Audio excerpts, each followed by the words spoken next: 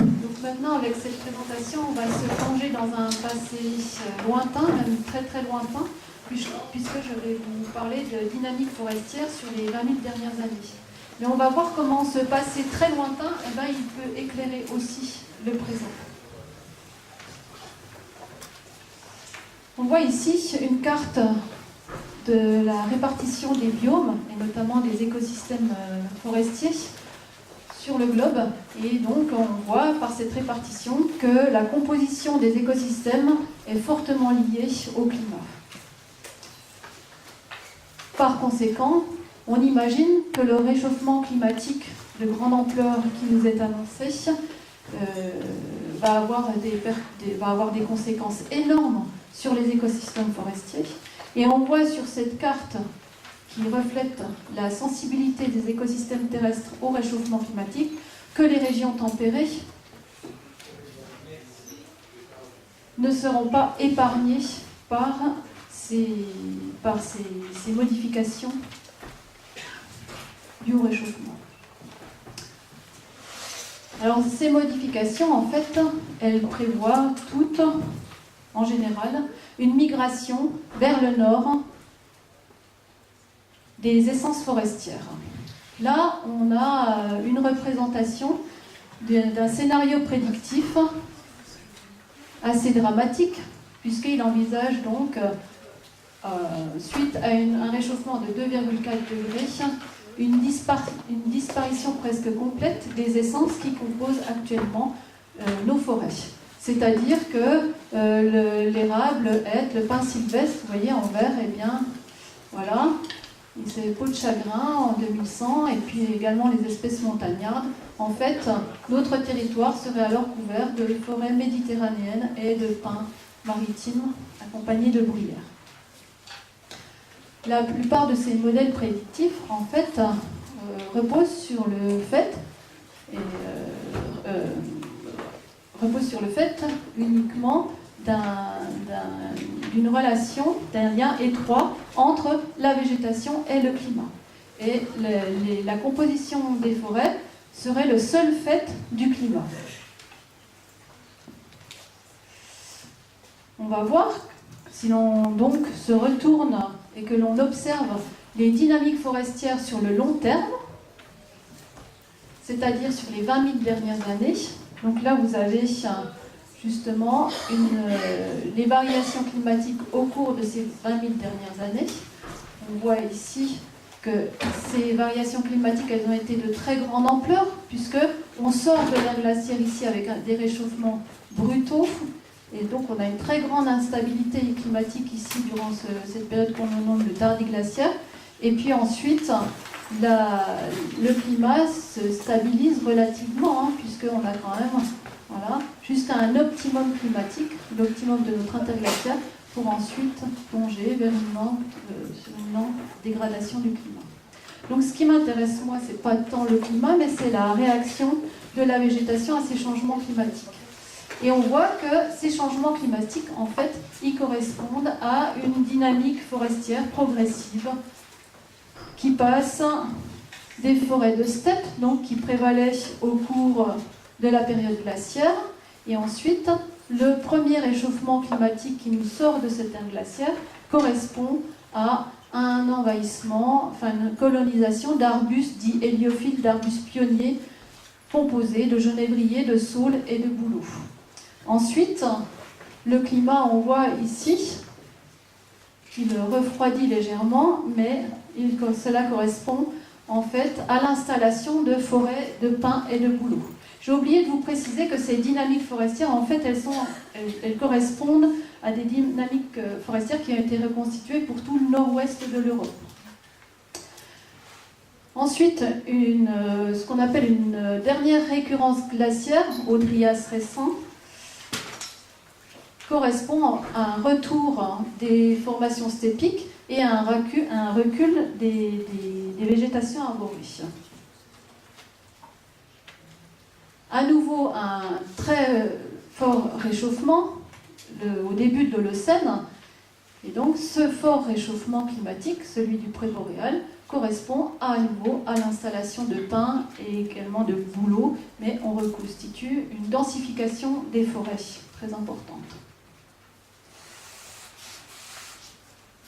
Le réchauffement climatique donc, continue jusqu'à ce premier optimum. On voit qu'il correspond à l'installation de noisetiers dans ces forêts de pins. Au moment de cet optimum climatique de l'Atlantique, eh bien, on voit que les noisetiers sont rejoints par des essences thermophiles, le chêne, l'orme, le tilleul et l'érable, et ils forment donc des forêts tempérées décidues sur l'ensemble du territoire. Cet optimum climatique, je vous le disais, il est suivi ici par une lente dégradation du climat. Et cette lente dégradation du climat, eh bien, elle correspond à l'installation du sapin, puis du hêtre, puis de l'épicéa. Et ensuite, je ne vais pas m'attarder donc sur l'époque, on va dire, plus moderne, où là, eh bien, le paysage forestier que l'on connaît actuellement est complètement formé avec les essences qui se sont installées au cours du temps. Donc on voit déjà une dynamique forestière très lente et progressive tout au long de cette interglaciaire. Ce que l'on retient, c'est que les essences concernées ne sont pas forcément en équilibre avec le climat que l'on connaît aux périodes. Par exemple, lors du réchauffement du Böhling, on reconstitue un climat très très chaud et pourtant qui pourrait accueillir des forêts tempérées décidues, et pourtant, à cette époque, on a des peuplements arbustifs. En fait, ce qui se passe, c'est qu'à cette époque-là, au sortir de l'ère glaciaire, les forêts tempérées décidues, enfin les essences qui composent ces forêts, eh bien, elles étaient très éloignées de ces secteurs. En fait, elles étaient réfugiées, on parle de zones refuges. Ces zones refuges, elles se situaient dans les régions méditerranéennes et puis dans les Balkans. Donc, ces essences, elles ont pris, elles ont utilisé ces milliers d'années pour migrer progressivement dans nos régions. Et on suppose donc qu'actuellement, on a un relatif équilibre entre le climat et la composition et les essences forestières qui composent nos forêts. Mais toute cette histoire, en fait, elle nie un peu, enfin, elle oublie l'impact de l'homme sur ces écosystèmes forestiers. Est-ce que cet impact, il serait vraiment en marge et est-ce que l'homme n'a-t-il pas influencé un peu plus qu'on peut le croire la composition de ces écosystèmes forestiers?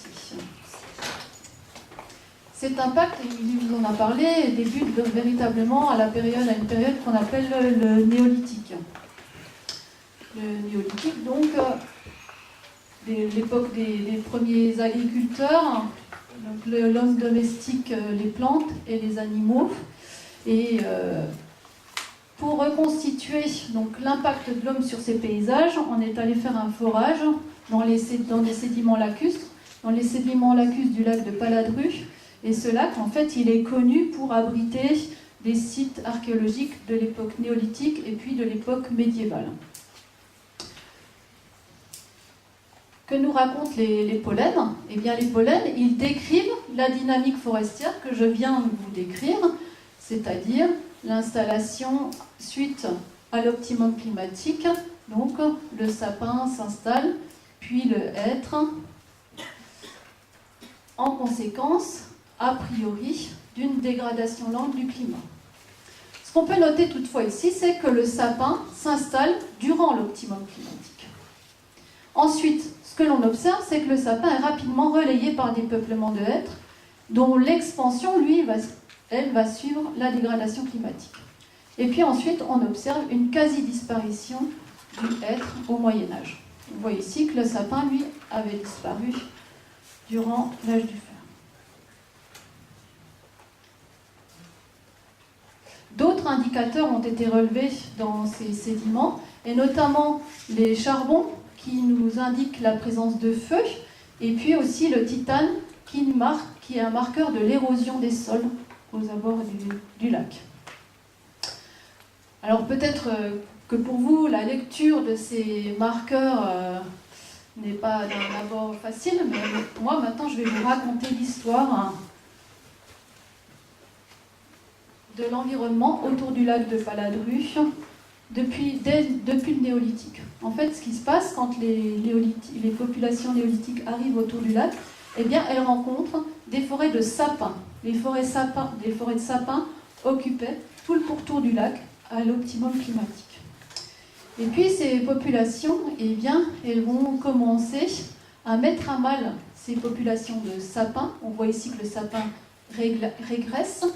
Et en fait, il régresse, on le voit ici, par la présence de charbon, sous le coup de pratiques agricoles que l'on nomme l'abattis-brûlis, c'est-à-dire que l'homme à cette époque n'avait pas des outils très performants pour couper les forêts, donc il mettait le feu aux forêts, ce qui avait comme conséquence aussi d'enrichir les sols. Seulement, cet enrichissement des sols était de courte durée, 2 ou 3 ans, il cultivait, et puis après, l'homme était obligé de se déplacer. Les forêts qui avaient été anciennement cultivées, eh bien, elles vont s'enfricher, mais mon interprétation est que ces forêts laissées à l'abandon sont favorables à la régénération du hêtre et non du sapin. On le voit ici, le sapin ne récupère jamais finalement de ces différentes attaques. Par contre, il profite au hêtre. Et ensuite, le hêtre va s'installer. J'ai peut-être oublié de mentionner que, pour preuve que les populations néolithiques trouvent du sapin dans un environnement proche, c'est qu'ils utilisent le sapin comme essence pour les constructions. Ensuite, donc, je fais un bond dans le temps, mais par contre, on regarde ici, on continue à regarder ici l'évolution des peuplements forestiers, et on s'aperçoit que le hêtre, eh bien lui, il va aussi, lui aussi progressivement régresser, et on le voit par ces pics de charbon ici, à l'âge du fer, et au Moyen-Âge, eh bien on regarde ici, il n'y a presque plus de hêtre. Alors de sapin il a déjà disparu, mais il n'y a presque plus que du chêne, et des forêts de chêne riches en noisetiers. Malgré tout, dans les structures datant du Moyen-Âge, on retrouve donc essentiellement du chêne qui constitue les piles des ponts, et on retrouve également du hêtre dans des foyers domestiques, etc.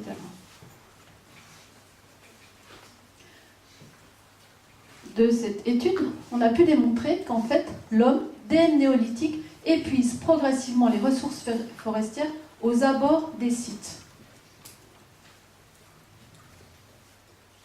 Actuellement, on a une forêt autour du lac de Paladru, une forêt mélangée de châtaigniers, de chênes et de hêtres, qui sont le hêtre qui a été favorisé en fait par la sylviculture moderne. Le châtaignier, lui, a été planté, on le voit ici, à l'époque romaine. Alors, vous voyez que ce n'est pas facile de démêler en fait quelle est la part du climat ou de l'eau dans les dynamiques forestières. Donc pour essayer de débrouiller un peu tout ça, je me suis tournée vers le passé, mais un passé encore beaucoup plus lointain, on le voit ici, sur les 450 000 dernières années. Pourquoi aller observer si loin? Parce que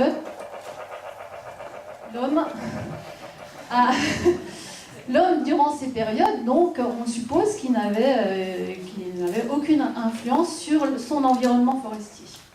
Donc, ces séquences, il y en a une qui existe notamment dans un lac de marre du Massif central, le lac du Bouchet, et il couvre les 450 000 dernières années, c'est-à-dire qu'il couvre 5 périodes glaciaires qui correspondent à des dynamiques forestières et 4 phases glaciaires qui correspondent à des formations steppiques. Alors, je vais passer rapidement sur ces périodes, puisque les dynamiques, je les ai toutes reprises une à une. Alors, celle-ci, elle correspond... Celle-ci, elle correspond à l'Holocène, je vous ai déjà décrit cette dynamique, où on perçoit ici beaucoup de hêtres. On remarque qu'il y a peu de charme aussi, puisque je vais essayer de vous faire porter votre attention sur cette autre essence.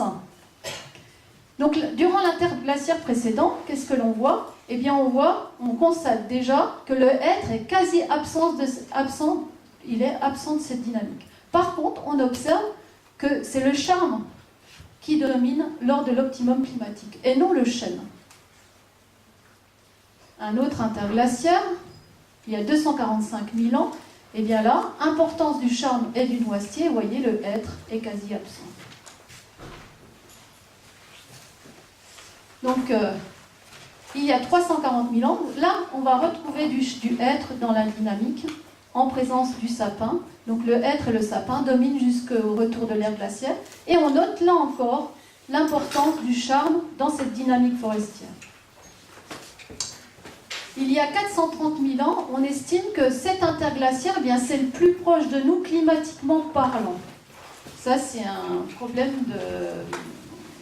de position astronomique, en fait, qui sont responsables des variations glaciaires interglaciaires. Eh bien, il y a 430 000 ans, le hêtre est absent de la dynamique forestière. On retrouve là, dans ces périodes, des essences aujourd'hui éteintes, telles que Pterocarya. Que peut-on retenir de cette démonstration? Eh bien, quelle est la végétation potentielle?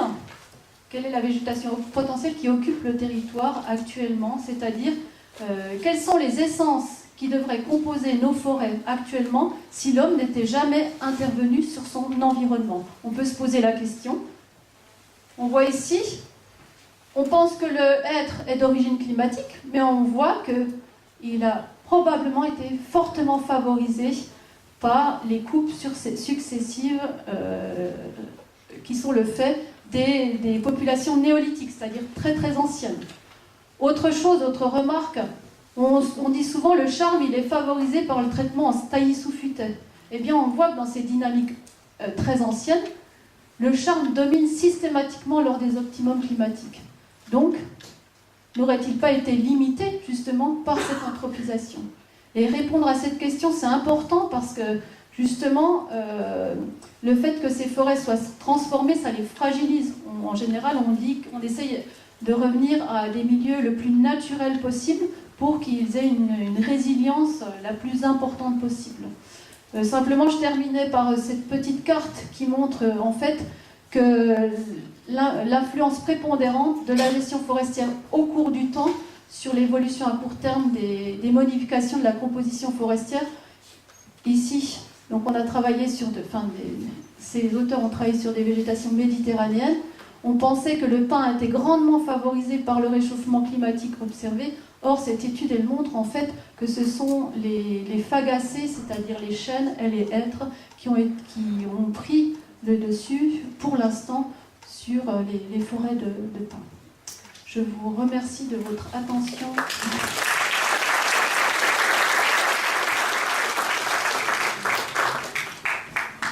Je propose une ou deux questions maximum, puisque je disais, il y a des gens qui vont partir progressivement, mais on peut prendre des questions, et puis s'il y en a qui ont d'autres questions, on les gardera pour la fin, pour tout à l'heure.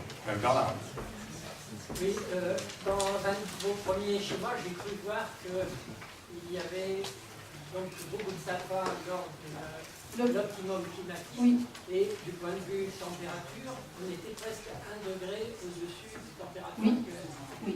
C'est ce que je vous dis, c'est là-dessus que je voulais attirer votre attention. Finalement, quand les néolithiques sont arrivés autour du lac de Paladru, qui est assez bas en altitude, je crois 200 et quelques mètres d'altitude, eh bien, il y avait naturellement des forêts de sapins au bord du lac, parce qu'ils ont utilisé le sapin pour les constructions, donc ils ne seraient pas allés chercher en altitude. C'est forcé, quoi. Alors, ça m'intéresse d'autant plus qu'à cette époque-là, effectivement, il y avait aussi du grand Pitra dans ces... Ben voilà. Tout s'explique.